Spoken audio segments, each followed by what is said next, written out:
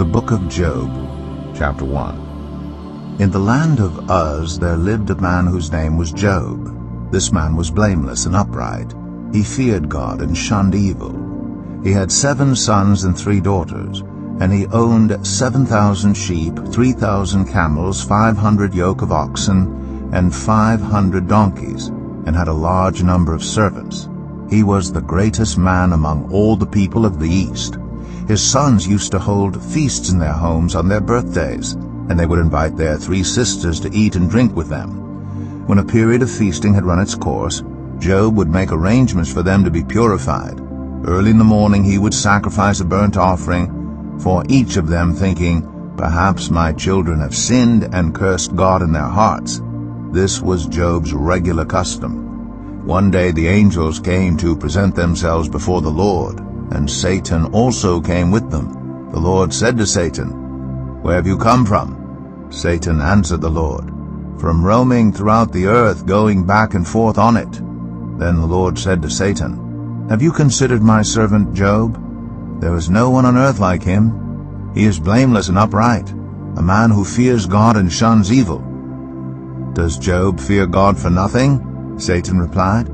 "Have you not put a hedge around him and his household and everything he has?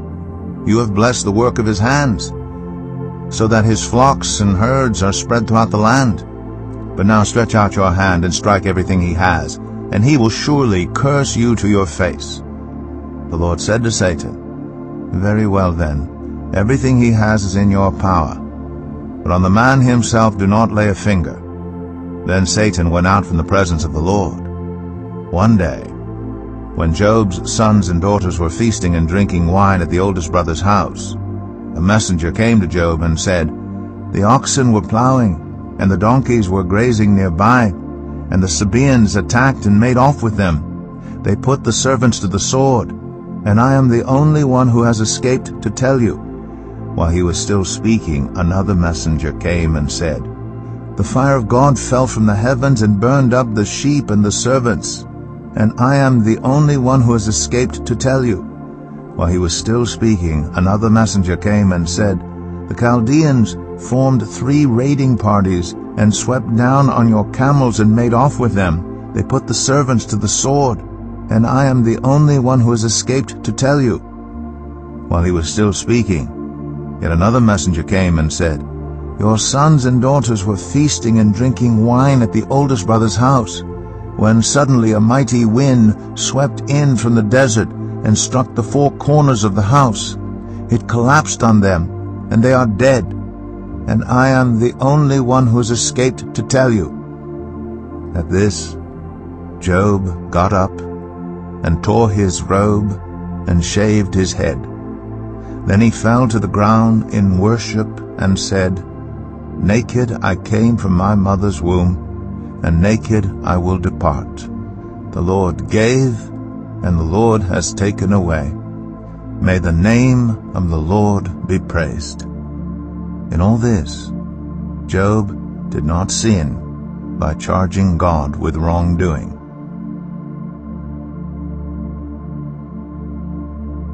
Job 2.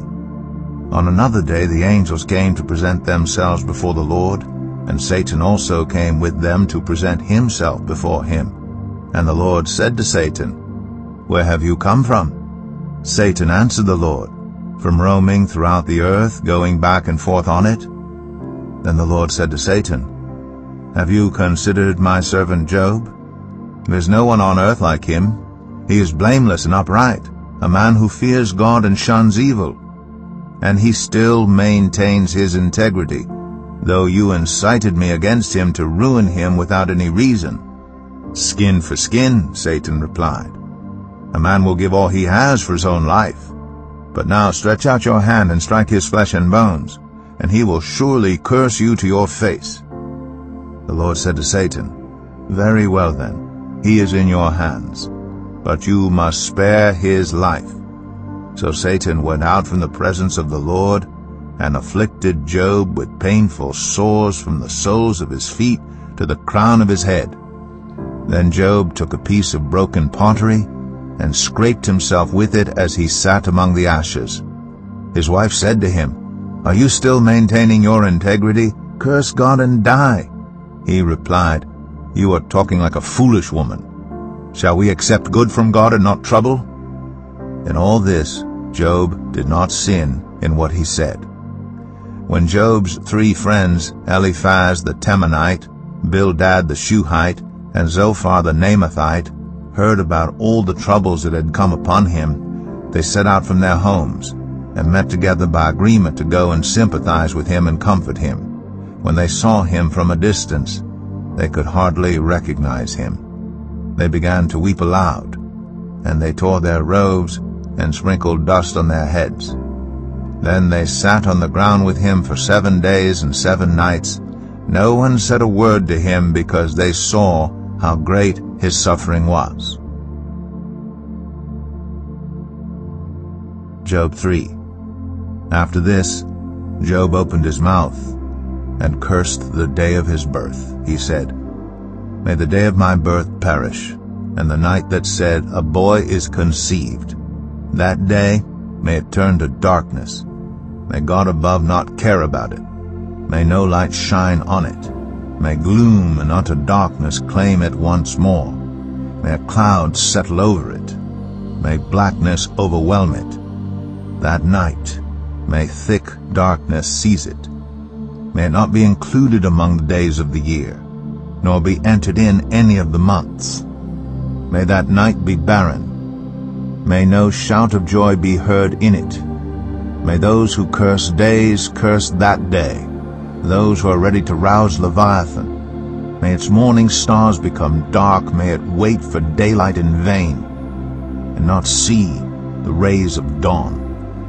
For it did not shut the doors of the womb on me to hide trouble from my eyes. Why did I not perish at birth and die as I came from the womb? Why were there knees to receive me and breasts that I might be nursed? For now I would be lying down in peace. I would be asleep and at rest with kings and rulers of the earth, who built for themselves places now lying in ruins, with princes who had gold, who filled their houses with silver. Or why was I not hidden away in the ground like a stillborn child, like an infant who never saw the light of day? There the wicked cease from turmoil, and there the weary are at rest.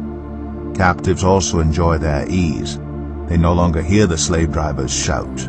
The small and the great are there, and the slaves are freed from their owners.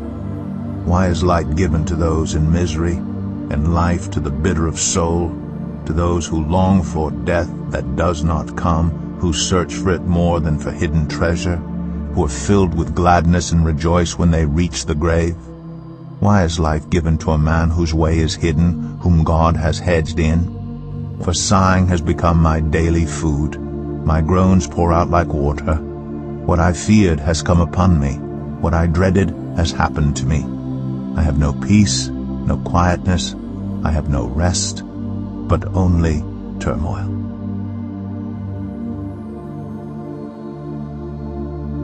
Job 4. Then Eliphaz the Temanite replied, "If someone ventures a word with you, will you be impatient? But who can keep from speaking? Think how you have instructed many, how you have strengthened feeble hands. Your words have supported those who stumbled. You have strengthened faltering knees. But now trouble comes to you, and you are discouraged. It strikes you, and you are dismayed. Should not your piety be your confidence, and your blameless ways your hope? Consider now, who being innocent has ever perished? Where were the upright ever destroyed? As I have observed, those who plow evil and those who sow trouble reap it. At the breath of God they perish. At the blast of his anger they are no more. The lions may roar and growl, yet the teeth of the great lions are broken. The lion perishes for lack of prey, and the cubs of the lioness are scattered. A word was secretly brought to me. My ears caught a whisper of it. Amid disquieting dreams in the night, when deep sleep falls on people, fear and trembling seized me and made all my bones shake. A spirit glided past my face, and the hair on my body stood on end. It stopped, but I could not tell what it was. A form stood before my eyes, and I heard a hushed voice. Can a mortal be more righteous than God? Can even a strong man be more pure than his Maker? If God places no trust in his servants, if he charges his angels with error, how much more those who live in houses of clay, whose foundations are in the dust, who are crushed more readily than a moth. Between dawn and dusk they are broken to pieces, unnoticed. They perish forever. Are not the cords of their tent pulled up, so that they die without wisdom? Job 5. Call if you will, but who will answer you? To which of the holy ones will you turn? Resentment kills a fool, and envy slays the simple. I myself have seen a fool taking root, but suddenly his house was cursed. His children are far from safety, crushed in court without a defender. The hungry consume his harvest, taking it even from among thorns, and the thirsty pant after his wealth. For hardship does not spring from the soil, nor does trouble sprout from the ground. Yet man is born to trouble as surely as sparks fly upward. But if I were you, I would appeal to God. I would lay my cause before him. He performs wonders that cannot be fathomed, miracles that cannot be counted. He provides rain for the earth. He sends water on the countryside. The lowly he sets on high, and those who mourn are lifted to safety. He thwarts the plans of the crafty, so that their hands achieve no success. He catches the wise in their craftiness, and the schemes of the wily are swept away. Darkness comes upon them in the daytime. At noon they grope as in the night. He saves the needy from the sword in their mouth. He saves them from the clutches of the powerful. So the poor have hope, and injustice shuts its mouth. Blessed is the one whom God corrects. So do not despise the discipline of the Almighty. For he wounds, but he also binds up. He injures, but his hands also heal. From 6 calamities he will rescue you. In 7 no harm will touch you. In famine he will deliver you from death, and in battle from the stroke of the sword. You will be protected from the lash of the tongue, and need not fear when destruction comes. You will laugh at destruction and famine, and need not fear the wild animals. For you will have a covenant with the stones of the field, and the wild animals will be at peace with you. You will know that your tent is secure. You will take stock of your property and find nothing missing. You will know that your children will be many, and your descendants like the grass of the earth. You will come to the grave in full vigor, like sheaves gathered in season. We have examined this, and it is true. So hear it, and apply it to yourself. Job 6. Then Job replied, If only my anguish could be weighed, and all my misery be placed on the scales, it would surely outweigh the sand of the seas. No wonder my words have been impetuous. The arrows of the Almighty are in me. My spirit drinks in their poison. God's terrors are marshaled against me. Does a wild donkey bray when it has grass, or an ox bellow when it has fodder? Is tasteless food eaten without salt, or is there flavor in the sap of the mallow? I refuse to touch it. Such food makes me ill.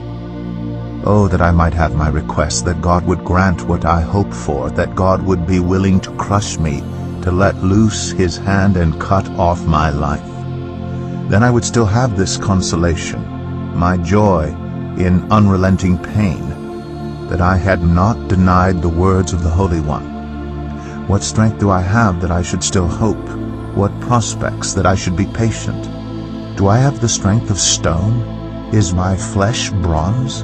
Do I have any power to help myself now that success has been driven from me? Anyone who withholds kindness from a friend forsakes the fear of the Almighty. But my brothers are as undependable as intermittent streams, as the streams that overflow when darkened by thawing ice and swollen with melting snow, but that stop flowing in the dry season and in the heat vanish from their channels. caravans turn aside from their routes. They go off into the wasteland and perish. The caravans of Tema look for water. The traveling merchants of Sheba look in hope. They are distressed because they had been confident. They arrive there only to be disappointed. Now you too have proved to be of no help. You see something dreadful and are afraid. Have I ever said, "Give something on my behalf, pay a ransom for me from your wealth, deliver me from the hand of the enemy, rescue me from the clutches of the ruthless"? Teach me, and I will be quiet. Show me where I have been wrong. How painful are honest words. But what do your arguments prove? Do you mean to correct what I say and treat my desperate words as wind? You would even cast lots for the fatherless and barter away your friend. But now be so kind as to look at me. Would I lie to your face? Relent. Do not be unjust. Reconsider, for my integrity is at stake. Is there any wickedness on my lips? Can my mouth not discern malice? Job 7. Do not mortals have hard service on earth? Are not their days like those of hired laborers? Like a slave longing for the evening shadows, or a hired laborer waiting to be paid. So I have been allotted months of futility, and nights of misery have been assigned to me. When I lie down, I think, how long before I get up? The night drags on, and I toss and turn until dawn. My body is clothed with worms and scabs. My skin is broken and festering. My days are swifter than a weaver's shuttle, and they come to an end without hope. Remember, O God, that my life is but a breath. My eyes will never see happiness again. The eye that now sees me will see me no longer. You will look for me, but I will be no more. As a cloud vanishes and is gone, so one who goes down to the grave does not return. He will never come to his house again. His place will know him no more. Therefore I will not keep silent. I will speak out in the anguish of my spirit. I will complain in the bitterness of my soul. Am I the sea or the monster of the deep that you put me under guard? When I think my bed will comfort me and my couch will ease my complaint, even then you frighten me with dreams and terrify me with visions, so that I prefer strangling and death rather than this body of mine. I despise my life. I would not live forever. Let me alone. My days have no meaning. What is mankind, that you make so much of them, that you give them so much attention, that you examine them every morning and test them every moment? Will you never look away from me, or let me alone even for an instant? If I have sinned, what have I done to you, you who sees everything we do? Why have you made me your target? Have I become a burden to you? Why do you not pardon my offenses and forgive my sins? For I will soon lie down in the dust. You will search for me, but I will be no more. Job 8. Then Bildad the Shuhite replied, How long will you say such things? Your words are a blustering wind. Does God pervert justice? Does the Almighty pervert what is right? When your children sinned against him, he gave them over to the penalty of their sin. But if you will seek God earnestly and plead with the Almighty, if you are pure and upright, even now he will rouse himself on your behalf and restore you to your prosperous state. Your beginnings will seem humble. So prosperous will your future be. Ask the former generation and find out what their ancestors learned. For we were born only yesterday and know nothing, and our days on earth are but a shadow. Will they not instruct you and tell you? Will they not bring forth words from their understanding? Can papyrus grow tall where there is no marsh? Can reeds thrive without water? While still growing and uncut, they wither more quickly than grass. Such is the destiny of all who forget God. So perishes the hope of the godless. What they trust in is fragile. What they rely on is a spider's web. They lean on the web, but it gives way. They cling to it, but it does not hold. They are like a well-watered plant in the sunshine, spreading its shoots over the garden. It entwines its roots around a pile of rocks and looks for a place among the stones. But when it is torn from its spot, that place disowns it and says, "I never saw you." Surely its life withers away, and from the soil other plants grow. Surely God does not reject one who is blameless or strengthen the hands of evildoers. He will yet fill your mouth with laughter and your lips with shouts of joy. Your enemies will be clothed in shame, and the tents of the wicked will be no more. Job 9. Then Job replied, "Indeed, I know that this is true. But how can mere mortals prove their innocence before God? Though they wished to dispute with him, they could not answer him 1 time out of 1,000. His wisdom is profound, his power is vast. Who has resisted him and come out unscathed? He moves mountains without their knowing it, and overturns them in his anger. He shakes the earth from its place and makes its pillars tremble. He speaks to the sun, and it does not shine. He seals off the light of the stars. He alone stretches out the heavens and treads on the waves of the sea. He is the maker of the Bear and Orion, the Pleiades, and the constellations of the south. He performs wonders that cannot be fathomed, miracles that cannot be counted. When he passes me, I cannot see him. When he goes by, I cannot perceive him. If he snatches away, who can stop him? Who can say to him, "What are you doing?" God does not restrain his anger. Even the cohorts of Rahab cowered at his feet. How then can I dispute with him? How can I find words to argue with him? Though I were innocent, I could not answer him. I could only plead with my judge for mercy. Even if I summoned him and he responded, I do not believe he would give me a hearing. He would crush me with a storm and multiply my wounds for no reason. He would not let me catch my breath, but would overwhelm me with misery. If it is a matter of strength, he is mighty. And if it is a matter of justice, who can challenge him? Even if I were innocent, my mouth would condemn me. If I were blameless, it would pronounce me guilty. Although I am blameless, I have no concern for myself. I despise my own life. It is all the same. That is why I say he destroys both the blameless and the wicked. When a scourge brings sudden death, he mocks the despair of the innocent. When a land falls into the hands of the wicked, he blindfolds its judges. If it is not he, then who is it? My days are swifter than a runner. They fly away without a glimpse of joy.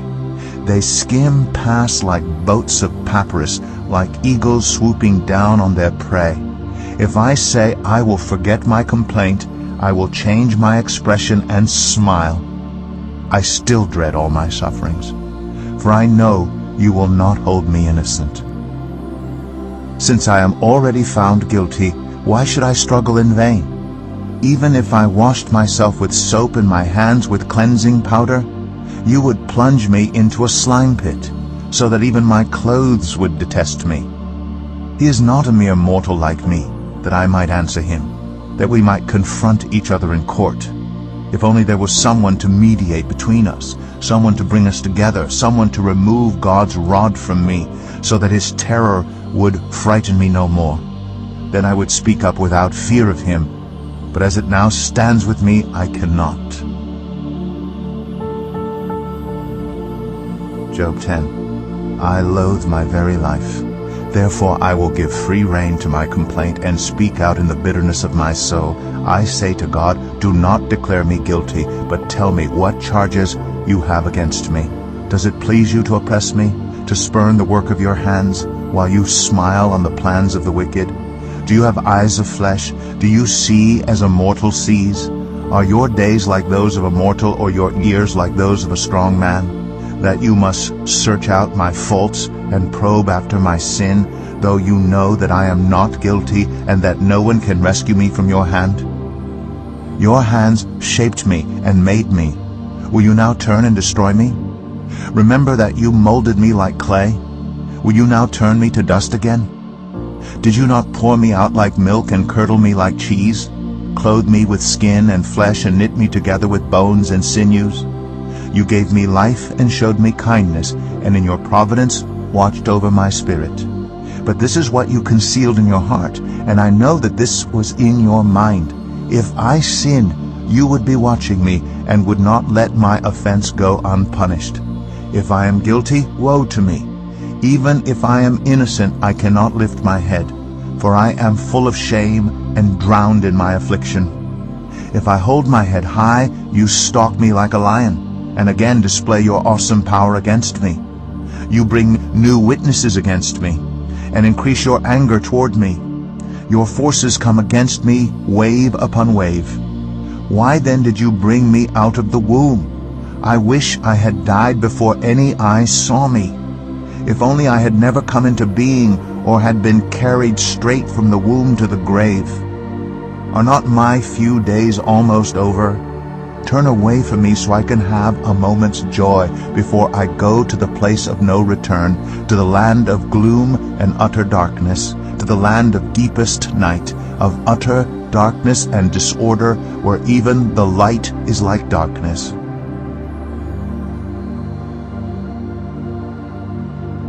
Job 11. Then Zophar the Naamathite replied, Are all these words to go unanswered? Is this talker to be vindicated? Will your idle talk reduce others to silence? Will no one rebuke you when you mock? You say to God, My beliefs are flawless, and I am pure in your sight. Oh, how I wish that God would speak, that he would open his lips against you and disclose to you the secrets of wisdom, for true wisdom has two sides. Know this, God has even forgotten some of your sin. Can you fathom the mysteries of God? Can you probe the limits of the Almighty? They are higher than the heavens above. What can you do? They are deeper than the depths below. What can you know? Their measure is longer than the earth and wider than the sea. If he comes along and confines you in prison and convenes a court, who can oppose him? Surely he recognizes deceivers, and when he sees evil, does he not take note? But the witless can no more become wise than a wild donkey's colt can be born human. Yet if you devote your heart to him and stretch out your hands to him, if you put away the sin that is in your hand and allow no evil to dwell in your tent, then, free of fault, you will lift up your face. You will stand firm and without fear. You will surely forget your trouble, recalling it only as waters gone by. Life will be brighter than noonday, and darkness will become like morning. You will be secure because there is hope. You will look about you and take your rest in safety. You will lie down with no one to make you afraid, and many will court your favor. But the eyes of the wicked will fail, and escape will elude them. Their hope will become a dying gasp. Job 12. Then Job replied, Doubtless, you are the only people who matter, and wisdom will die with you. But I have a mind as well as you. I am not inferior to you.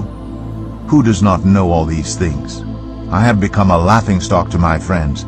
Though I called on God and he answered, a mere laughingstock, though righteous and blameless.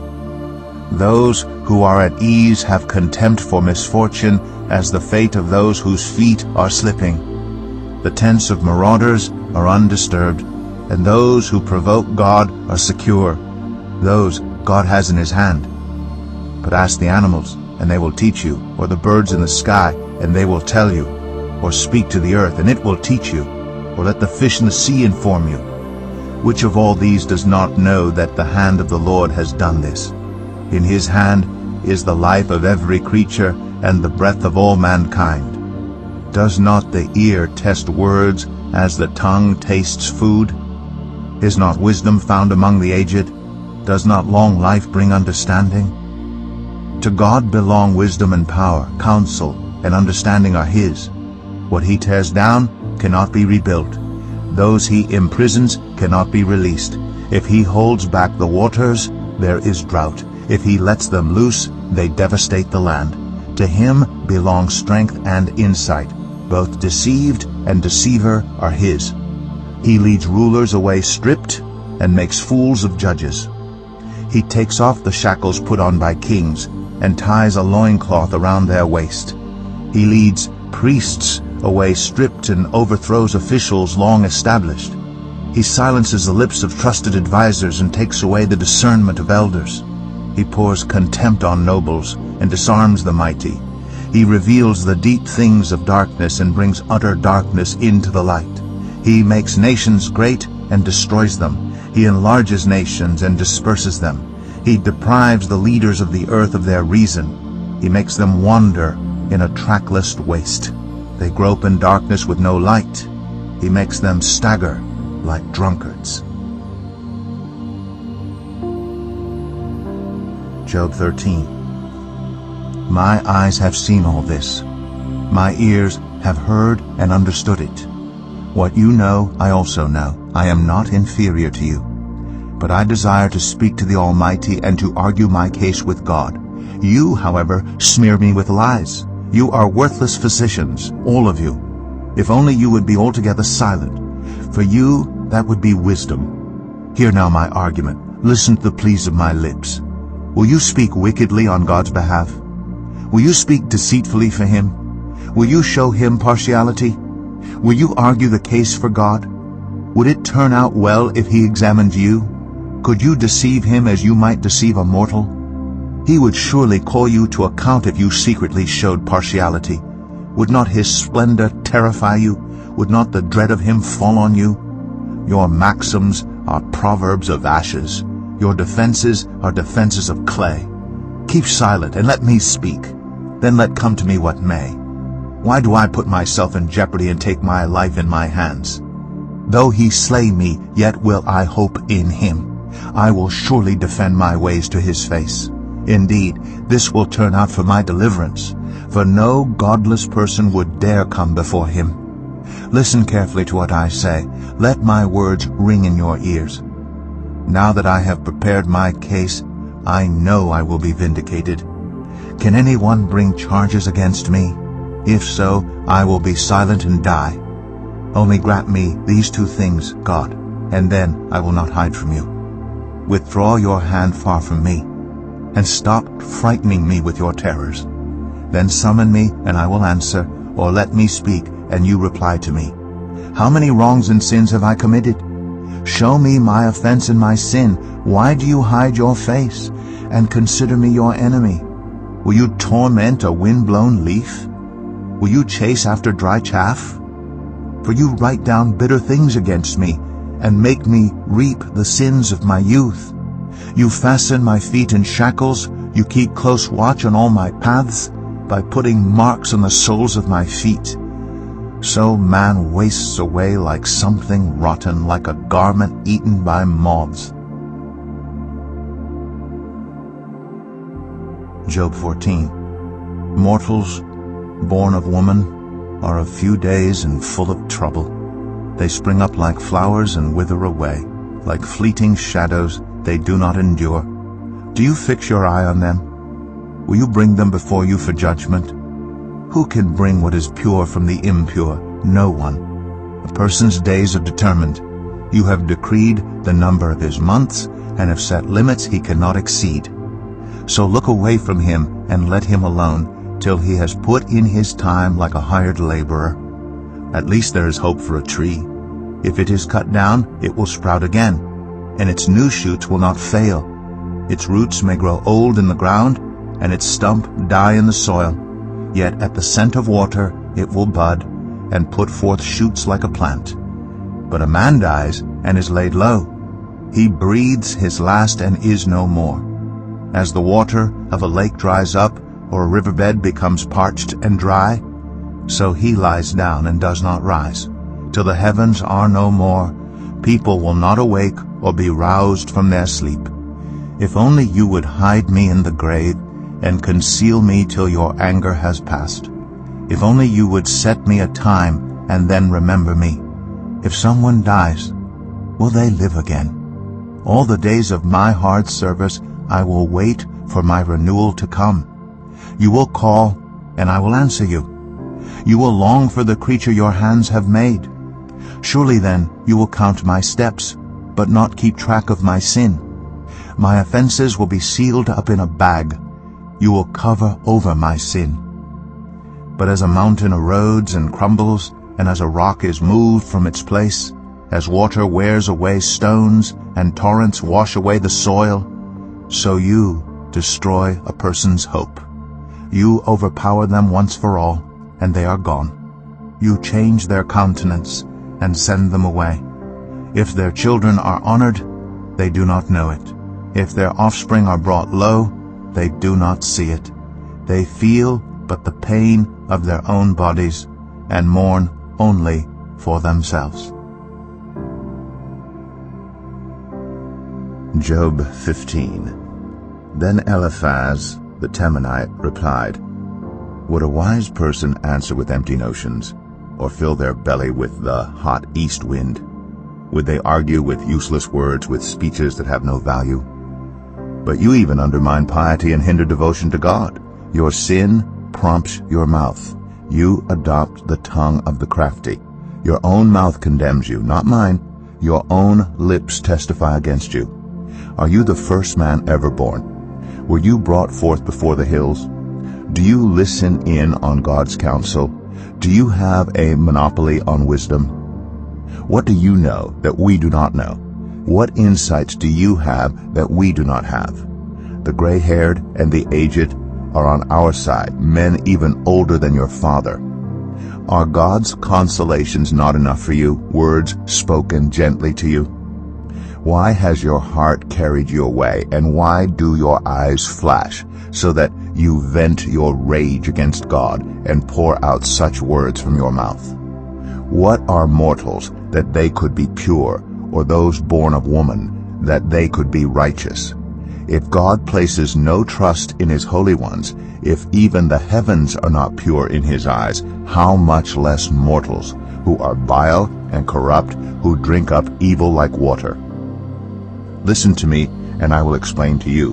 Let me tell you what I have seen, what the wise have declared, hiding nothing received from their ancestors, to whom alone the land was given, when no foreigners moved among them. All his days the wicked man suffers torment, the ruthless man through all the years stored up for him. Terrifying sounds fill his ears. When all seems well, marauders attack him. He despairs of escaping the realm of darkness. He is marked for the sword. He wanders about for food like a vulture. He knows the day of darkness is at hand. Distress and anguish fill him with terror. Troubles overwhelm him like a king poised to attack, because he shakes his fist at God and vaunts himself against the Almighty, defiantly charging against him with a thick, strong shield. Though his face is covered with fat and his waist bulges with flesh, he will inhabit ruined towns and houses where no one lives, houses crumbling to rubble. He will no longer be rich, and his wealth will not endure, nor will his possessions spread over the land.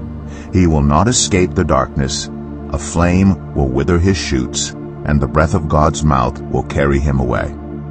Let him not deceive himself by trusting what is worthless, for he will get nothing in return. Before his time he will wither, and his branches will not flourish. He will be like a vine stripped of its unripe grapes, like an olive tree shedding its blossoms. For the company of the godless will be barren, and fire will consume the tents of those who love bribes. They conceive trouble and give birth to evil. Their womb fashions deceit. Job 16. Then Job replied, I have heard many things like these. You are miserable comforters, all of you. Will your long-winded speeches never end? What ails you that you keep on arguing? I also could speak like you, If you were in my place, I could make fine speeches against you and shake my head at you. But my mouth would encourage you. Comfort from my lips would bring you relief. Yet if I speak, my pain is not relieved, and if I refrain, it does not go away. Surely, God, you have worn me out. You have devastated my entire household.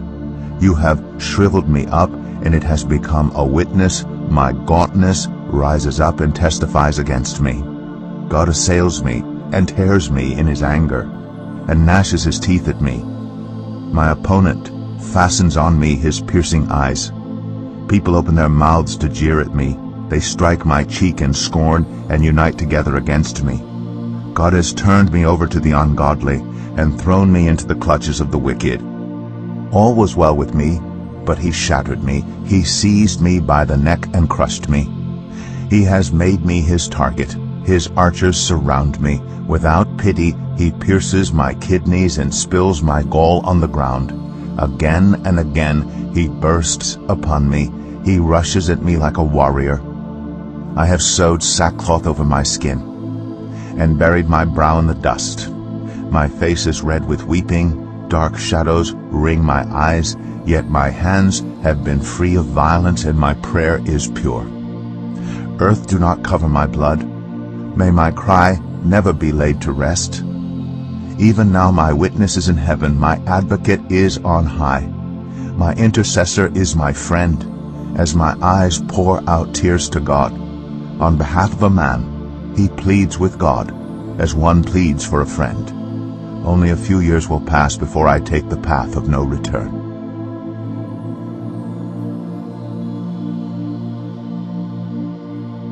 Job 17. My spirit is broken. My days are cut short. The grave awaits me. Surely mockers surround me. My eyes must dwell on their hostility. Give me, O God, the pledge you demand. Who else will put up security for me? You have closed their minds to understanding. Therefore you will not let them triumph. If anyone denounces their friends for reward, the eyes of their children will fail. God has made me a byword to everyone, a man in whose face people spit. My eyes have grown dim with grief. My whole frame is but a shadow. The upright are appalled at this. The innocent are aroused against the ungodly. Nevertheless, the righteous will hold to their ways, and those with clean hands will grow stronger. But come on, all of you, try again. I will not find a wise man among you. My days have passed, my plans are shattered, yet the desires of my heart turn night into day. In the face of the darkness, light is near. If the only home I hope for is the grave, if I spread out my bed in the realm of darkness, if I say to corruption, you are my father, and to the worm, my mother or my sister, where then is my hope? Who can see any hope for me? Will it go down to the gates of death? Will we descend together into the dust? Job 18. Then Bildad the Shuhite replied, When will you end these speeches? Be sensible, and then we can talk. Why are we regarded as cattle and considered stupid in your sight? You who tear yourself to pieces in your anger, is the earth to be abandoned for your sake? Or must the rocks be moved from their place? The lamp of a wicked man is snuffed out. The flame of his fire stops burning. The light in his tent becomes dark. The lamp beside him goes out. The vigor of his step is weakened.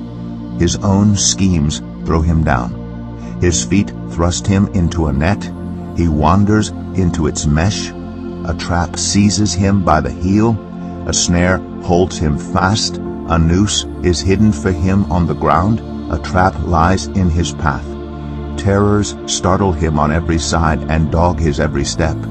Calamity is hungry for him. Disaster is ready for him when he falls. It eats away parts of his skin. Death's firstborn devours his limbs. He is torn from the security of his tent and marched off to the king of terrors. Fire resides in his tent. Burning sulfur is scattered over his dwelling. His roots dry up below, and his branches wither above. The memory of him perishes from the earth. He has no name in the land. He is driven from light into the realm of darkness and is banished from the world. He has no offspring or descendants among his people, no survivor where once he lived. People of the west are appalled at his fate. Those of the east are seized with horror. Surely such is the dwelling of an evil man. Such is the place of one who does not know God.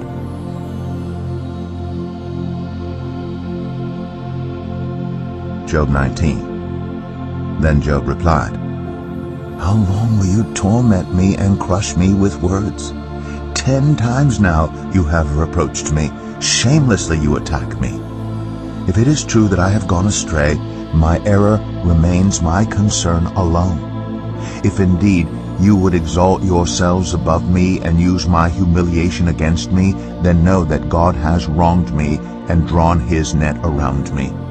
Though I cry violence, I get no response. Though I call for help, there is no justice. He has blocked my way so I cannot pass. He has shrouded my paths in darkness. He has stripped me of my honor and removed the crown from my head. He tears me down on every side till I am gone. He uproots my hope like a tree. His anger burns against me. He counts me among his enemies. His troops advance in force. They build a siege ramp against me and encamp around my tent. He has alienated my family from me. My acquaintances are completely estranged from me. My relatives have gone away. My closest friends have forgotten me. My guests and my female servants count me a foreigner. They look on me as a stranger.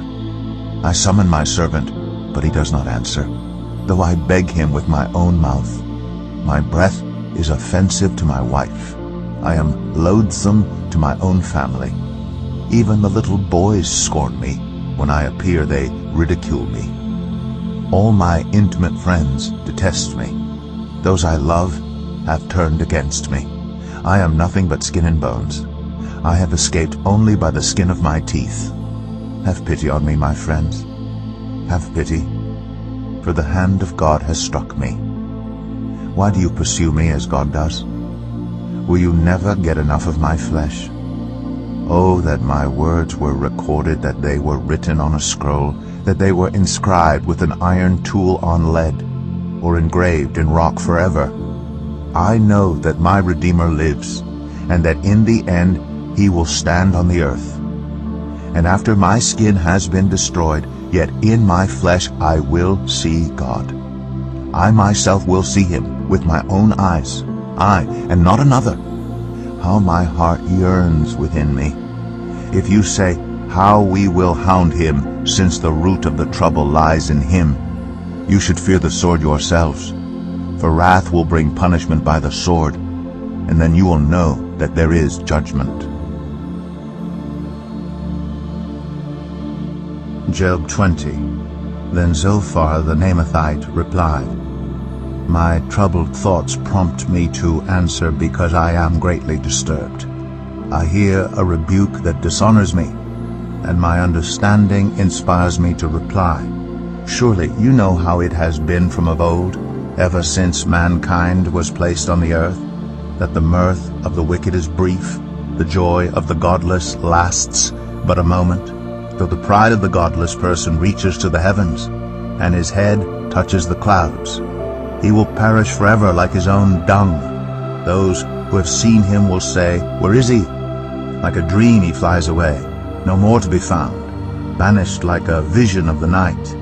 The eye that saw him will not see him again. His place will look on him no more. His children must make amends to the poor. His own hands must give back his wealth. The youthful vigor that fills his bones will lie with him in the dust. Though evil is sweet in his mouth, and he hides it under his tongue, though he cannot bear to let it go and lets it linger in his mouth, yet his food will turn sour in his stomach. It will become the venom of serpents within him. He will spit out the riches he swallowed. God will make his stomach vomit them up. He will suck the poison of serpents. The fangs of an adder will kill him. He will not enjoy the streams, the rivers flowing with honey and cream. What he toiled for he must give back uneaten. He will not enjoy the profit from his trading, for he has oppressed the poor and left them destitute. He has seized houses he did not build. Surely he will have no respite from his craving. He cannot save himself by his treasure. Nothing is left for him to devour. His prosperity will not endure. In the midst of his plenty, distress will overtake him. The full force of misery will come upon him. When he has filled his belly, God will vent his burning anger against him and rain down his blows on him. Though he flees from an iron weapon, a bronze-tipped arrow pierces him. He pulls it out of his back, the gleaming point out of his liver. Terrors will come over him. Total darkness lies in wait for his treasures. A fire unfanned will consume him and devour what is left in his tent. The heavens will expose his guilt, the earth will rise up against him. A flood will carry off his house, rushing waters on the day of God's wrath. Such is the fate God allots the wicked, the heritage appointed for them by God.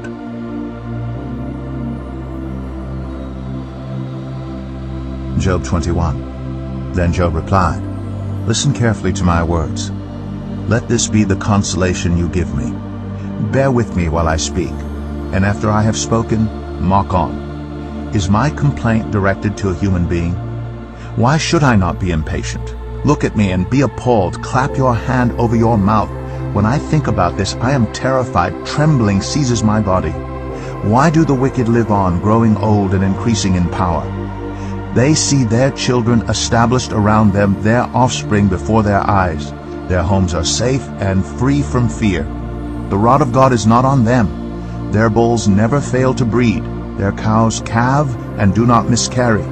They send forth their children as a flock. Their little ones dance about. They sing to the music of timbrel and lyre. They make merry to the sound of the pipe. They spend their years in prosperity and go down to the grave in peace. Yet they say to God, "Leave us alone. We have no desire to know your ways." Who is the Almighty that we should serve him? What would we gain by praying to him? But their prosperity is not in their own hands. So I stand aloof from the plans of the wicked. Yet how often is the lamp of the wicked snuffed out? How often does calamity come upon them, the fate God allots in his anger? How often are they like straw before the wind, like chaff swept away by a gale? It is said, God stores up the punishment of the wicked for their children. Let him repay the wicked so that they themselves will experience it. Let their own eyes see their destruction. Let them drink the cup of the wrath of the Almighty. For what do they care about the families they leave behind when their allotted months come to an end? Can anyone teach knowledge to God, since he judges even the highest? One person dies in full vigor, completely secure and at ease, well-nourished in body, bones rich with marrow. Another dies in bitterness of soul, never having enjoyed anything good. Side by side they lie in the dust, and worms cover them both. I know full well what you are thinking, the schemes by which you would wrong me. You say, "Where now is the house of the great, the tents where the wicked lived?" Have you never questioned those who travel? Have you paid no regard to their accounts, that the wicked are spared from the day of calamity, that they are delivered from the day of wrath? Who denounces their conduct to their face? Who repays them for what they have done? They are carried to the grave, and watch is kept over their tombs. The soil in the valley is sweet to them. Everyone follows after them, and a countless throng goes before them. So how can you console me with your nonsense? Nothing is left of your answers but falsehood.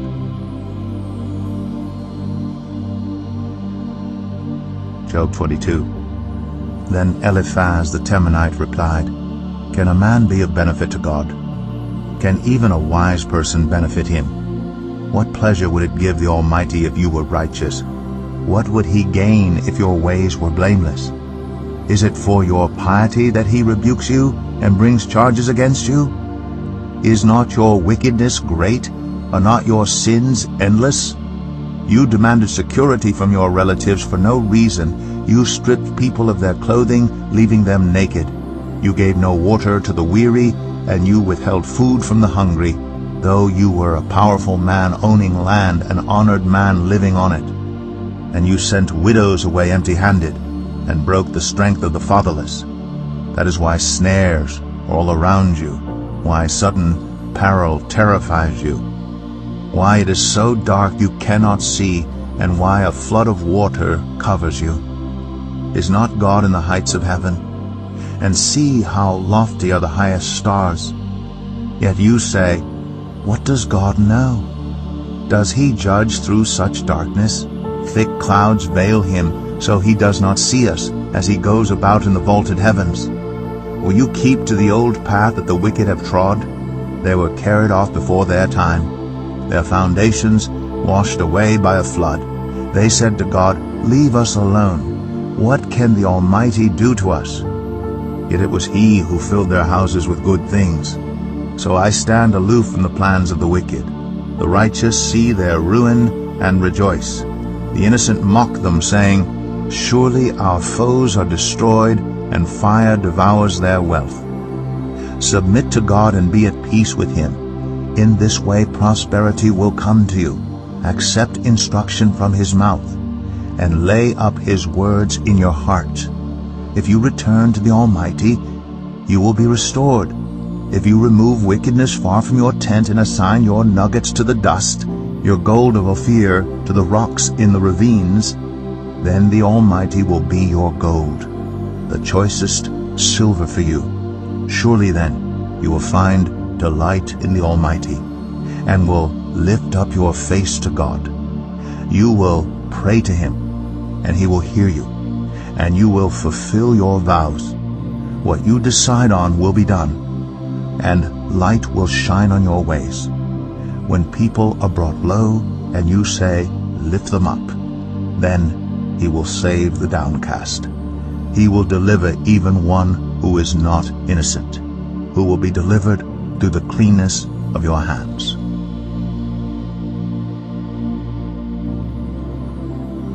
Job 23. Then Job replied, even today my complaint is bitter. His hand is heavy in spite of my groaning. If only I knew where to find him, if only I could go to his dwelling, I would state my case before him and fill my mouth with arguments. I would find out what he would answer me and consider what he would say to me. Would he vigorously oppose me? No, he would not press charges against me.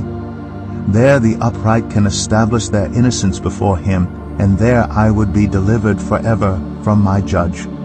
But if I go to the east, he is not there. If I go to the west, I do not find him. When he is at work in the north, I do not see him. When he turns to the south, I catch no glimpse of him. But he knows the way that I take. When he has tested me, I will come forth as gold. My feet have closely followed his steps. I have kept to his way without turning aside. I have not departed from the commands of his lips. I have treasured the words of his mouth more than my daily bread. But he stands alone, and who can oppose him? He does whatever he pleases. He carries out his decree against me, and many such plans he still has in store. That is why I'm terrified before him. When I think of all this, I fear him. God has made my heart faint. The Almighty has terrified me. Yet I am not silenced by the darkness, by the thick darkness that covers my face. Job 24. Why does the Almighty not set times for judgment? Why must those who know him look in vain for such days? There are those who move boundary stones. They pasture flocks they have stolen. They drive away the orphan's donkey and take the widow's ox in pledge. They thrust the needy from the path and force all the poor of the land into hiding. Like wild donkeys in the desert, the poor go about their labor of foraging food. The wasteland provides food for their children. They gather fodder in the fields and glean in the vineyards of the wicked. Lacking clothes, They spend the night naked. They have nothing to cover themselves in the cold. They are drenched by mountain rains and hug the rocks for lack of shelter. The fatherless child is snatched from the breast. The infant of the poor is seized for a debt. Lacking clothes, they go about naked. They carry the sheaves but still go hungry. They crush olives among the terraces.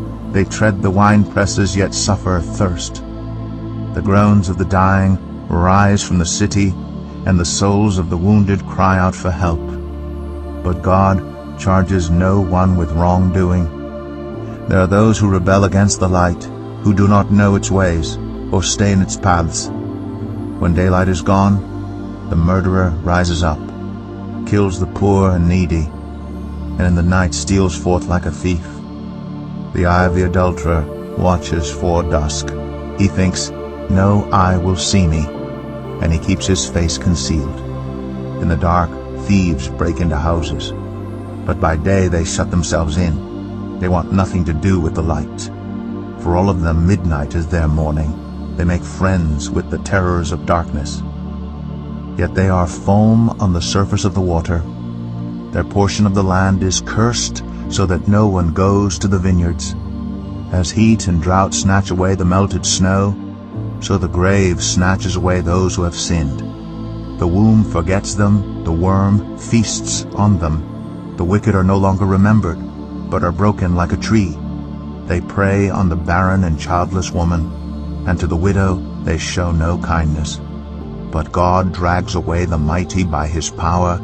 Though they become established, they have no assurance of life.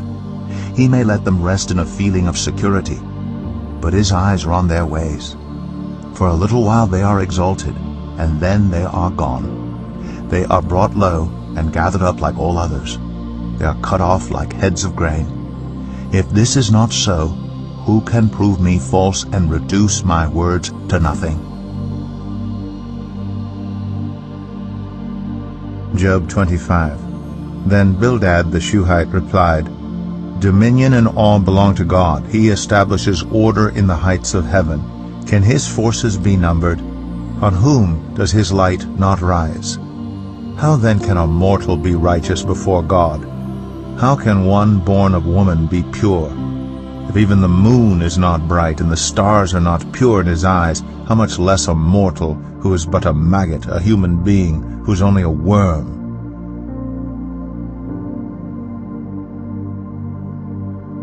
Job 26. Then Job replied, "How you have helped the powerless, how you have saved the arm that is feeble. What advice you have offered to one without wisdom, and what great insight you have displayed. Who has helped you utter these words, and whose spirit spoke from your mouth? The dead are in deep anguish, those beneath the waters and all that live in them.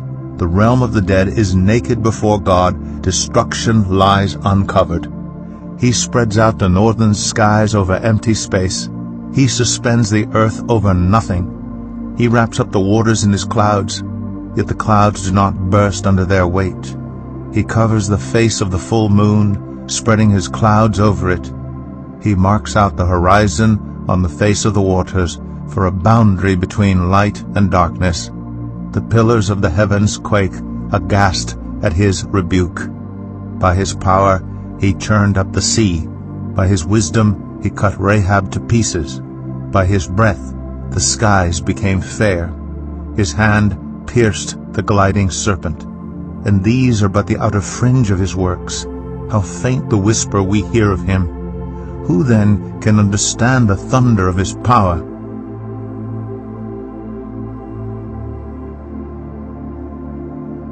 Job 27. And Job continued his discourse. As surely as God lives, who has denied me justice? The Almighty, who has made my life bitter. As long as I have life within me, the breath of God in my nostrils, my lips will not say anything wicked, and my tongue will not utter lies. I will never admit you are in the right till I die. I will not deny my integrity. I will maintain my innocence and never let go of it. My conscience will not reproach me as long as I live. May my enemy be like the wicked, my adversary like the unjust. For what hope have the godless when they are cut off, when God takes away their life? Does God listen to their cry when distress comes upon them? Will they find delight in the Almighty? Will they call on God at all times? I will teach you about the power of God. The ways of the Almighty I will not conceal. You have all seen this yourselves. Why then this meaningless talk? Here is the fate God allots to the wicked, the heritage a ruthless man receives from the Almighty. However many his children, their fate is the sword. His offspring will never have enough to eat. The plague will bury those who survive him, and their widows will not weep for them. Though he heaps up silver like dust and clothes like piles of clay, what he lays up the righteous will wear, and the innocent will divide his silver. The house he builds is like a moth's cocoon, like a hut made by a watchman. He lies down wealthy, but will do so no more. When he opens his eyes, all is gone. Terrors overtake him like a flood. A tempest snatches him away in the night. The east wind carries him off, and he is gone. It sweeps him out of his place. It hurls itself against him without mercy. As he flees headlong from its power, it claps its hands in derision and hisses him out of his place. Job 28.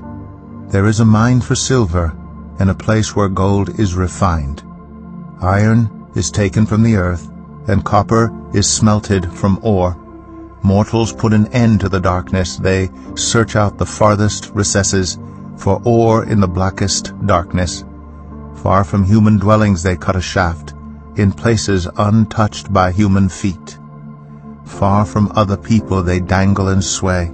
The earth, from which food comes, is transformed below as by fire. Lapis lazuli comes from its rocks, and its dust contains nuggets of gold. No bird of prey knows that hidden path. No falcon's eye has seen it. Proud beasts do not set foot on it, and no lion prowls there. People assault the flinty rock with their hands and lay bare the roots of the mountains. They tunnel through the rock. Their eyes see all its treasures. They search the sources of the rivers and bring hidden things to light. But where can wisdom be found? Where does understanding dwell? No mortal comprehends its worth. It cannot be found in the land of the living. The deep says, "It is not in me." The sea says, "It is not with me." It cannot be bought with the finest gold, nor can its price be weighed out in silver. It cannot be bought with the gold of Ophir, with precious onyx or lapis lazuli. Neither gold nor crystal can compare with it, nor can it be had for jewels of gold. Coral and jasper are not worthy of mention. The price of wisdom is beyond rubies. The topaz of Cush cannot compare with it. It cannot be bought with pure gold. Where then does wisdom come from? Where does understanding dwell? It is hidden from the eyes of every living thing, concealed even from the birds in the sky. Destruction and death say, "Only a rumor of it has reached our ears." God understands the way to it, and he alone knows where it dwells. For he views the ends of the earth, and sees everything under the heavens. When he established the force of the wind, and measured out the waters, when he made a decree for the rain and a path for the thunderstorm, then he looked at wisdom and appraised it, he confirmed it and tested it, and he said to the human race, "The fear of the Lord, that is wisdom, and to shun evil is understanding."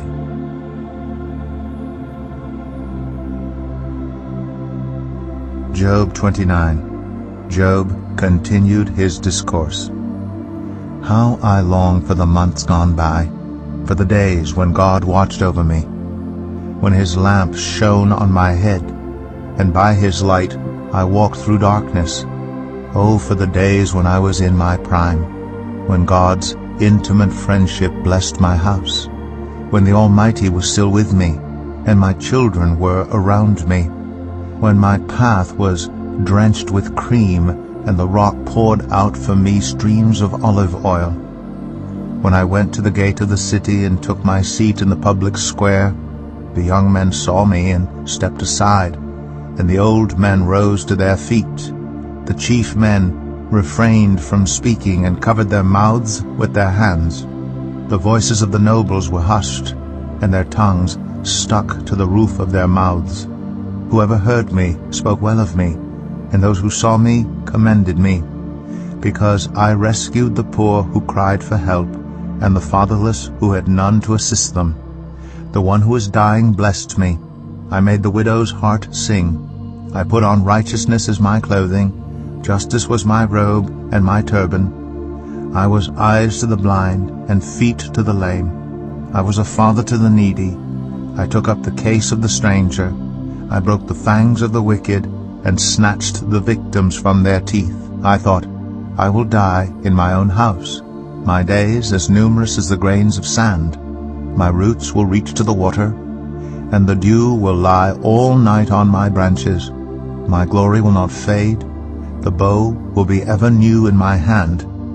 People listened to me expectantly, waiting in silence for my counsel.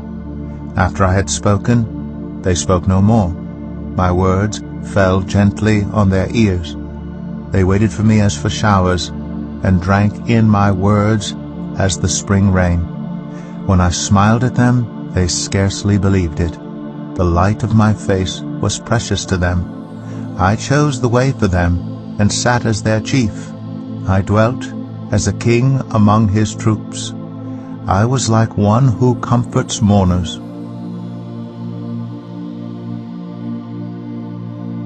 Job 30. But now they mock me, men younger than I, whose fathers I would have disdained, to put with my sheepdogs. Of what use was the strength of their hands to me, since their vigor had gone from them? Haggard from want and hunger, they roamed the parched land and desolate wastelands at night. In the brush they gathered salt herbs, and their food was the root of the broom bush. They were banished from human society, shouted at as if they were thieves. They were forced to live in the dry stream beds, among the rocks and in holes in the ground. They brayed among the bushes and huddled in the undergrowth. A base and nameless brood, they were driven out of the land. And now those young men mock me in song. I have become a byword among them. They detest me and keep their distance. They do not hesitate to spit in my face. Now that God has unstrung my bow and afflicted me, they throw off restraint in my presence. On my right the tribe attacks. They lay snares for my feet. They build their siege ramps against me. They break up my road. They succeed in destroying me. No one can help him, they say. They advance as though a gaping breach. Amid the ruins they come rolling in. Terrors overwhelm me. My dignity is driven away as by the wind. My safety vanishes like a cloud. And now my life ebbs away. Days of suffering grip me. Night pierces my bones. My gnawing pains never rest. In his great power, God becomes like clothing to me. He binds me like the neck of my garment. He throws me into the mud, and I am reduced to dust and ashes. I cry out to you, God, but you do not answer. I stand up, but you merely look at me. You turn on me ruthlessly. With the might of your hand you attack me. You snatch me up and drive me before the wind. You toss me about in the storm. I know you will bring me down to death, to the place appointed for all the living. Surely no one lays a hand on a broken man when he cries for help in his distress. Have I not wept for those in trouble? Has not my soul grieved for the poor? Yet when I hoped for good, evil came. When I looked for light, then came darkness. The churning inside me never stops. Days of suffering confront me. I go about blackened, but not by the sun. I stand up in the assembly and cry for help. I have become a brother of jackals, a companion of owls. My skin grows black and peels. My body burns with fever. My lyre is tuned to mourning, and my pipe to the sound of wailing.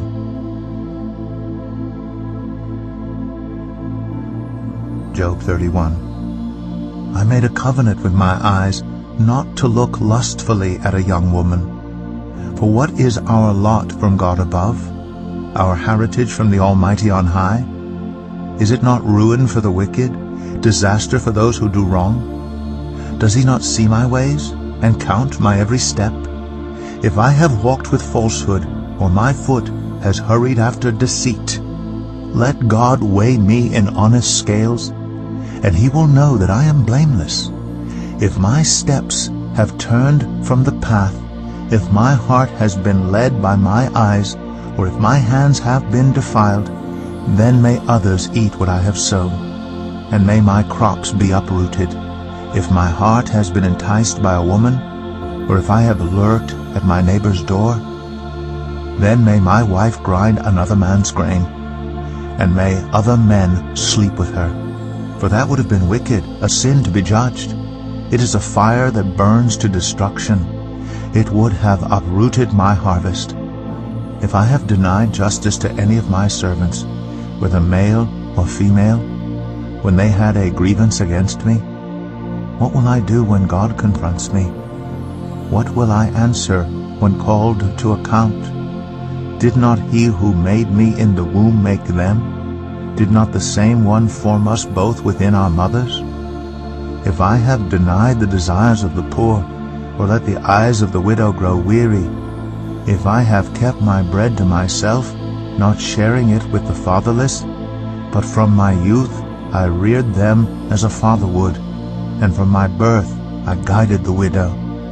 If I have seen anyone perishing for lack of clothing, or the needy without garments, and their hearts did not bless me for warming them with the fleece for my sheep, if I have raised my hand against the fatherless, knowing that I had influence in court, then let my arm fall from the shoulder. Let it be broken off at the joint. For I dreaded destruction from God, and for fear of his splendor I could not do such things. If I have put my trust in gold, or said to pure gold, you are my security. If I have rejoiced over my great wealth, the fortune my hands had gained, if I have regarded the sun in its radiance, or the moon moving in splendor, so that my heart was secretly enticed, and my hand offered them a kiss of homage, then these also would be sins to be judged. For I would have been unfaithful to God on high. If I have rejoiced at my enemy's misfortune, or gloated over the trouble that came to him, I have not allowed my mouth to sin by invoking a curse against their life. If those of my household have never said, who has not been filled with Job's meat?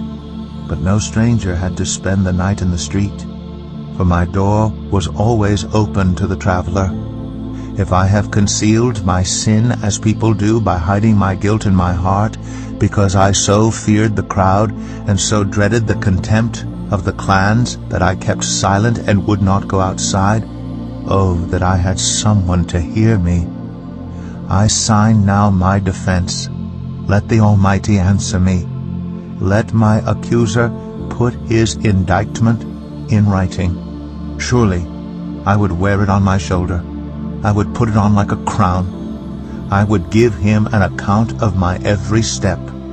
I would present it to him as to a ruler. If my land cries out against me, and all its furrows are wet with tears, if I have devoured its yield without payment, or broken the spirit of its tenants, then let briars come up instead of wheat, and stink weed instead of barley. The words of Job are ended.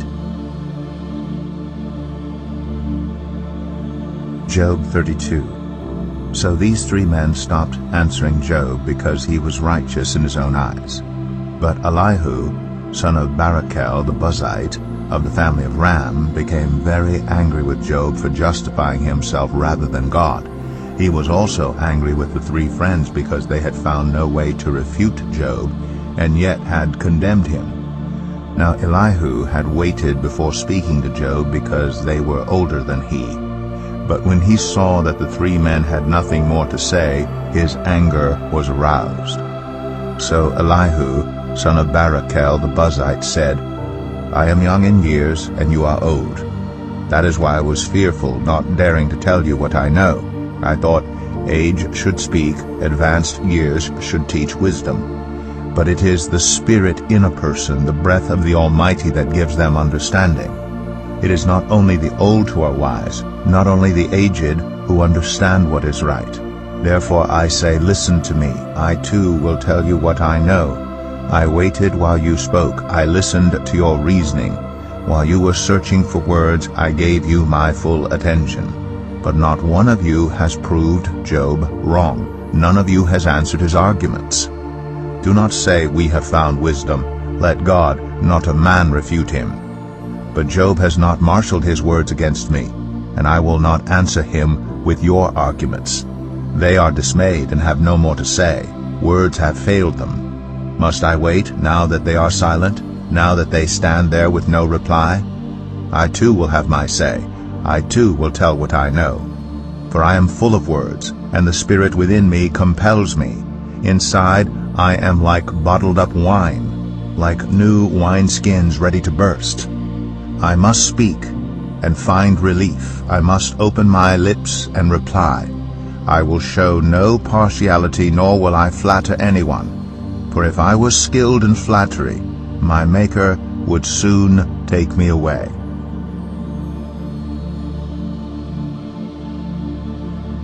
Job 33. But now, Job, listen to my words. Pay attention to everything I say. I'm about to open my mouth. My words are on the tip of my tongue. My words come from an upright heart. My lips sincerely speak what I know. The Spirit of God has made me. The breath of the Almighty gives me life. Answer me then if you can. Stand up and argue your case before me. I am the same as you in God's sight. I too am a piece of clay. No fear of me should alarm you, nor should my hand be heavy on you. But you have said in my hearing, I heard the very words. I am pure. I have done no wrong. I am clean and free from sin. Yet God has found fault with me. He considers me his enemy. He fastens my feet in shackles. He keeps close watch on all my paths. But I tell you, in this you are not right. For God is greater than any mortal. Why do you complain to him that he responds to no one's words? For God does speak, now one way, now another, though no one perceives it.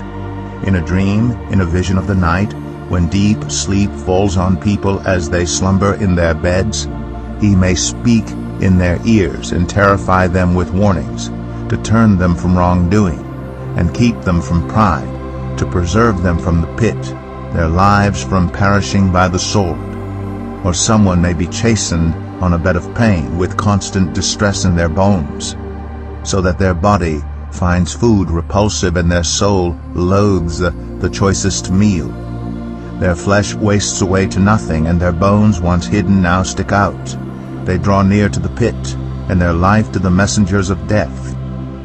Yet if there is an angel at their side, a messenger, 1 out of 1,000, sent to tell them how to be upright, and he is gracious to that person and says to God, spare them from going down to the pit.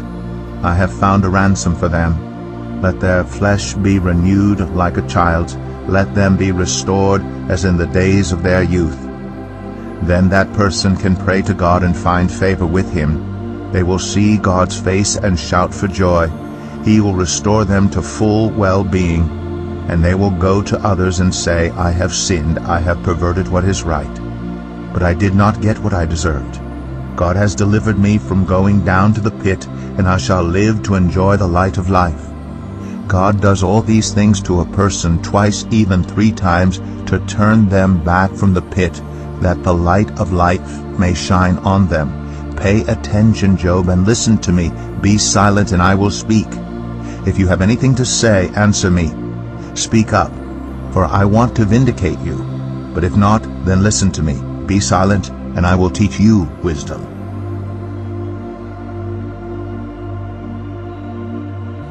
Job 34. Then Elihu said, Hear my words, you wise men. Listen to me, you men of learning. For the ear tests words, as the tongue tastes food. Let us discern for ourselves what is right. Let us learn together what is good. Job says, I am innocent, but God denies me justice. Although I am right, I am considered a liar. Although I am guiltless, his arrow inflicts an incurable wound. Is there anyone like Job, who drinks scorn like water? He keeps company with evildoers. He associates with the wicked. For he says, there is no profit in trying to please God. So listen to me, you men of understanding. Far be it from God to do evil, from the Almighty to do wrong. He repays everyone for what they have done. He brings on them what their conduct deserves.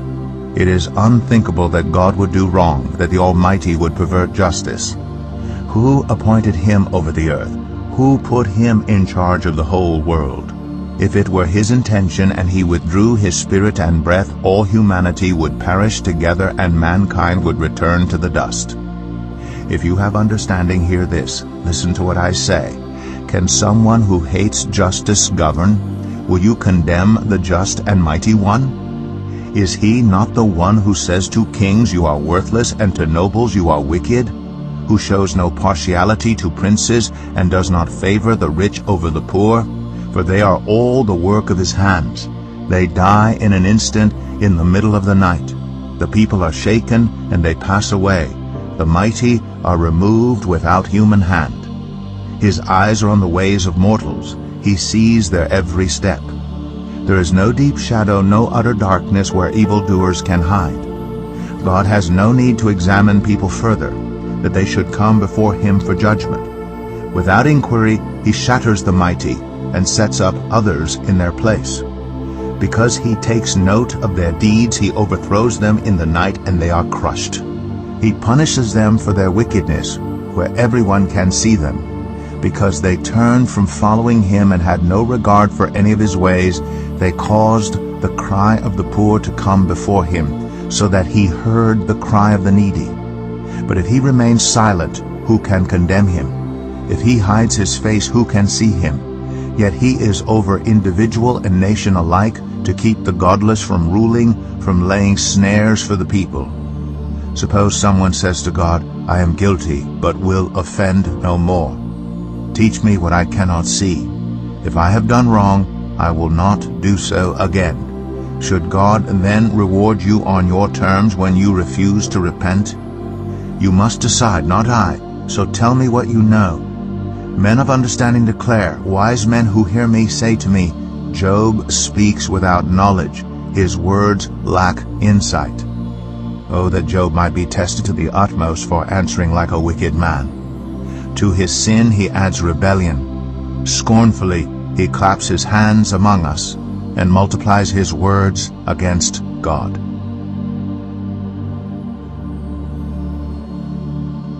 Job 35. Then Elihu said, Do you think this is just?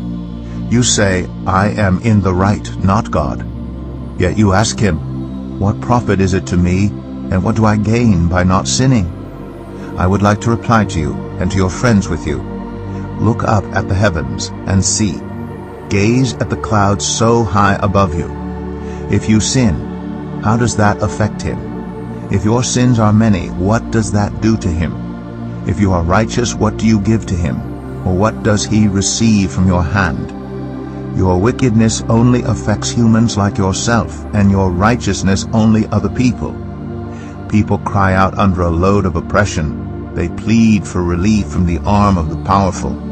But no one says, Where is God my Maker, who gives songs in the night, who teaches us more than he teaches the beasts of the earth, and makes us wiser than the birds in the sky?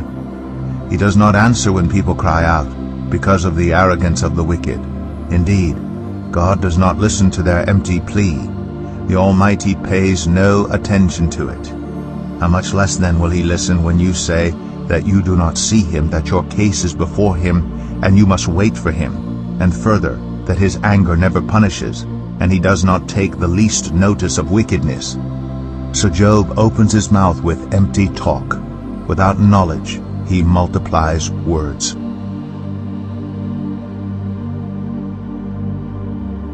Job 36. Elihu continued, "Bear with me a little longer, and I will show you that there is more to be said in God's behalf. I get my knowledge from afar. I will ascribe justice to my Maker. Be assured that my words are not false. One who has perfect knowledge is with you. God is mighty, but despises no one. He is mighty and firm in his purpose. He does not keep the wicked alive, but gives the afflicted their rights. He does not take his eyes off the righteous. He enthrones them with kings and exalts them forever. But if people are bound in chains, held fast by cords of affliction, he tells them what they have done, that they have sinned arrogantly. He makes them listen to correction and commands them to repent of their evil.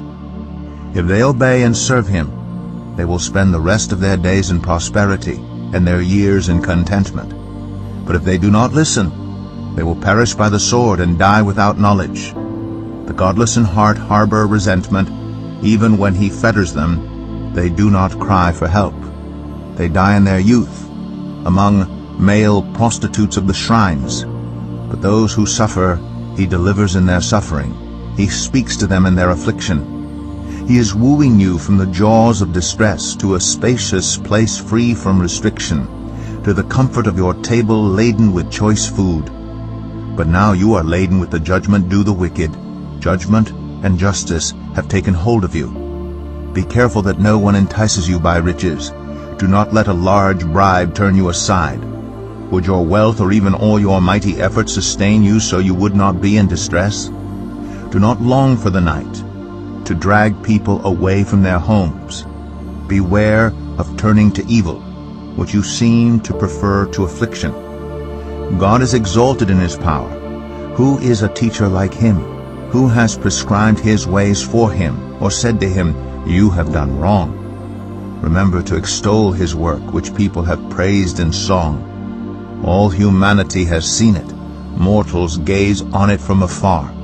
How great is God, beyond our understanding. The number of his years is past finding out. He draws up the drops of water, which distill as rain to the streams. The clouds pour down their moisture, and abundant showers fall on mankind. Who can understand how he spreads out the clouds, how he thunders from his pavilion? See how he scatters his lightning about him, bathing the depths of the sea. This is the way he governs the nations, and provides food in abundance. He fills his hands with lightning and commands it to strike its mark. His thunder announces the coming storm. Even the cattle make known its approach.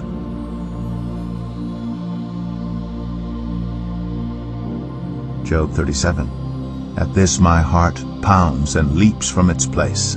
Listen. Listen to the roar of his voice, to the rumbling that comes from his mouth. He unleashes his lightning beneath the whole heaven, and sends it to the ends of the earth. After that comes the sound of his roar. He thunders with his majestic voice. When his voice resounds, he holds nothing back. God's voice thunders in marvelous ways. He does great things beyond our understanding. He says to the snow, "Fall on the earth," and to the rain shower, "Be a mighty downpour," so that everyone he has made may know his work. He stops all people from their labor. The animals take cover. They remain in their dens. The tempest comes out from its chamber, the cold from the driving winds. The breath of God produces ice, and the broad waters become frozen. He loads the clouds with moisture. He scatters his lightning through them. At his direction they swirl around over the face of the whole earth, to do whatever he commands them. He brings the clouds to punish people, or to water his earth and show his love. Listen to this, Job. Stop and consider God's wonders. Do you know how God controls the clouds and makes his lightning flash?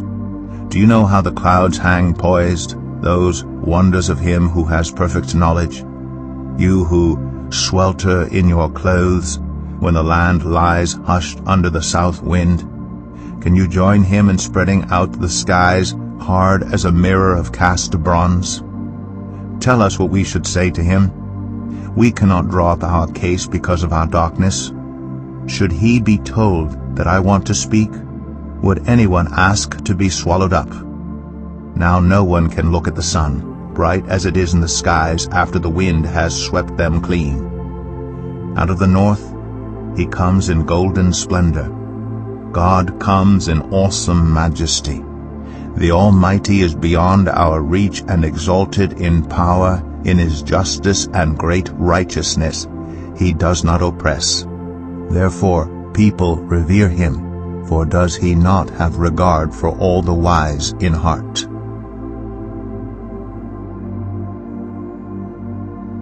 Job 38.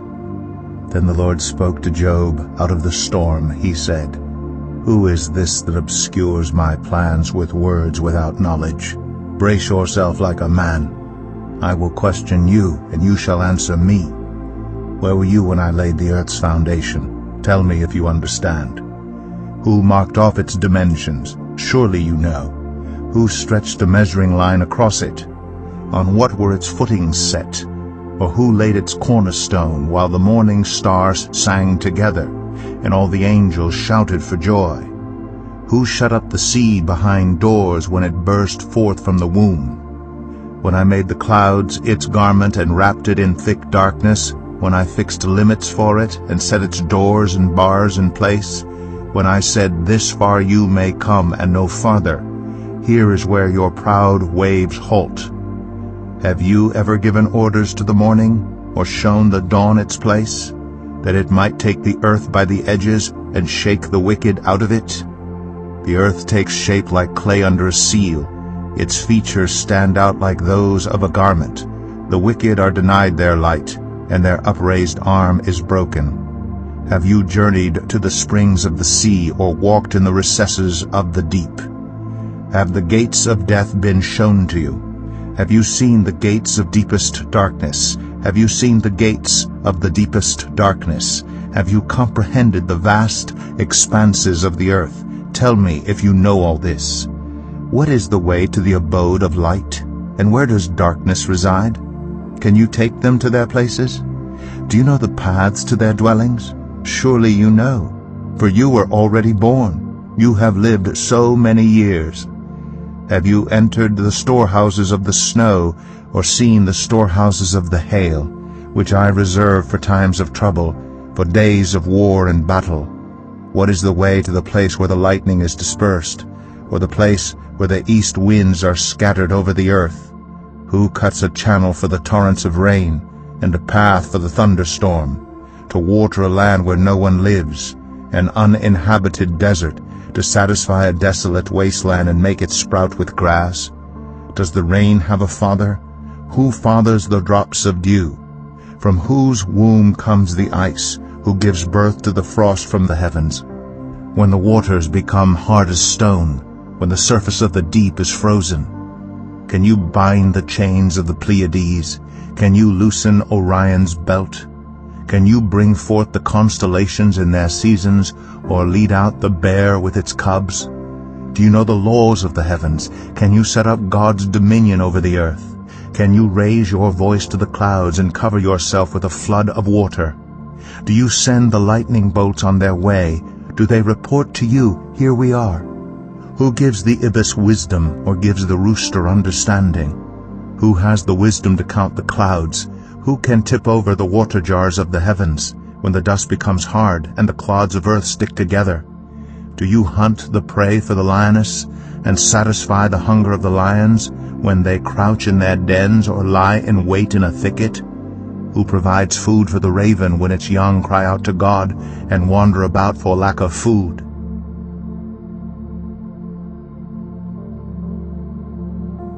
Job 39. Do you know when the mountain goats give birth? Do you watch when the doe bears her fawn? Do you count the months till they bear? Do you know the time they give birth? They crouch down and bring forth their young. Their labor pains are ended. Their young thrive and grow strong in the wilds. They leave and do not return. Who let the wild donkey go free? Who untied its ropes? I gave it the wasteland as its home, the salt flats as its habitat. It laughs at the commotion in the town. It does not hear a driver's shout.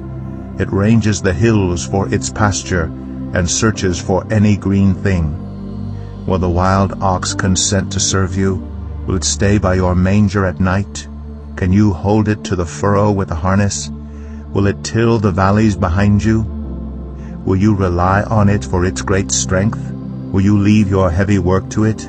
Can you trust it to haul in your grain and bring it to your threshing floor? The wings of the ostrich flap joyfully, though they cannot compare with the wings and feathers of the stork. She lays her eggs on the ground and lets them warm in the sand, unmindful that a foot may crush them, that some wild animal may trample them. She treats her young harshly as if they were not hers. She cares not that her labor was in vain. For God did not endow her with wisdom or give her a share of good sense. Yet when she spreads her feathers to run, she laughs at horse and rider. Do you give the horse its strength or clothe its neck with a flowing mane? Do you make it leap like a locust, striking terror with its proud snorting? It paws fiercely, rejoicing in its strength, and charges into the fray. It laughs at fear, afraid of nothing. It does not shy away from the sword. The quiver rattles against its side, along with the flashing spear and lance. In frenzied excitement it eats up the ground. It cannot stand still when the trumpet sounds. At the blast of the trumpet it snorts, aha! It catches the scent of battle from afar, the shout of commanders and the battle cry. Does the hawk take flight by your wisdom and spread its wings toward the south? Does the eagle soar at your command and build its nest on high? It dwells on a cliff and stays there at night. A rocky crag is its stronghold. From there it looks for food. Its eyes detect it from afar. Its young ones feast on blood, and where the slain are, there it is.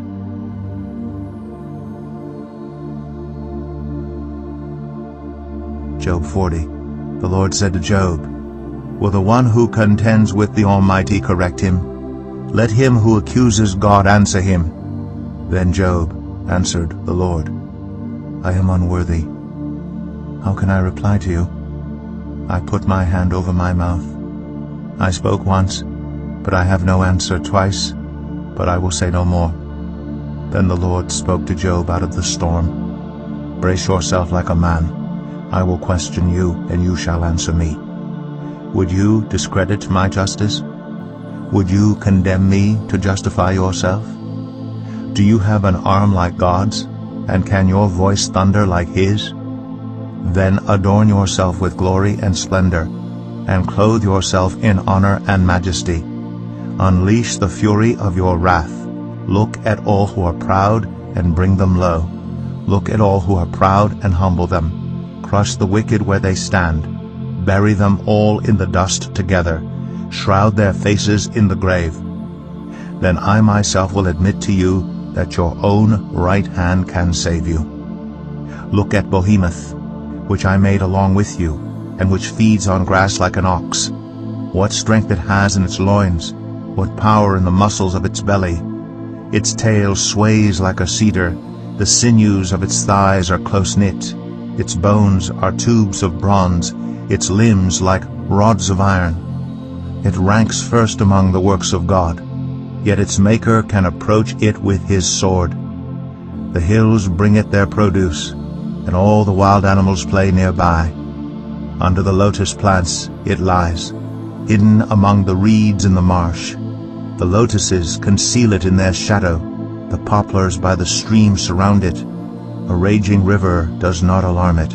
It is secure, though the Jordan should surge against its mouth. Can anyone capture it by the eyes, or trap it, and pierce its nose?